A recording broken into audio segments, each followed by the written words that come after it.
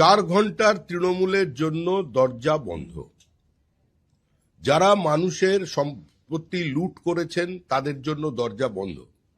নির্বাচনের আগে আমি বারবার আহ্বান জানিয়েছি কংগ্রেসের ভোটারদের কাছে, বামপন্থী ভোটারদের কাছে, এবং স্পষ্ট করে এটা বলেছিলাম, যারা চাকরি বিক্রি করেননি, চাকরি কেনেননি, সিন্ডিকেটে অংশগ্রহণ করেননি, যারা নিরপরাধ মানুষের ওপরে নিজের আধিপত্যবাদ চাপিয়ে দেননি, যারা মানুষের গণতান্ত্রিক অধিকারগুলোকে পদদলিত করে দেননি, যারা টেন্টেড নন, যারা অপ্রাসঙ্গিক মমতা বন্দ্যোপাধ্যায়কে প্রাসঙ্গিক করবার জন্য বিপরীত পরিস্থিতিতে নিজের ঘাম রক্ত দিয়ে দেওয়ালে ঘাসফুল চিহ্ন এঁকেছিলেন, তাদের কাছে আহ্বান জানিয়েছিলাম যে আপনারা পশ্চিমবঙ্গের স্বার্থে, আপনাদের পরবর্তী প্রজন্মের স্বার্থে এই নির্বাচনে তৃণমূলকে সরিয়ে দিন। সুতরাং এটা নতুন কোনো বিষয় নয়।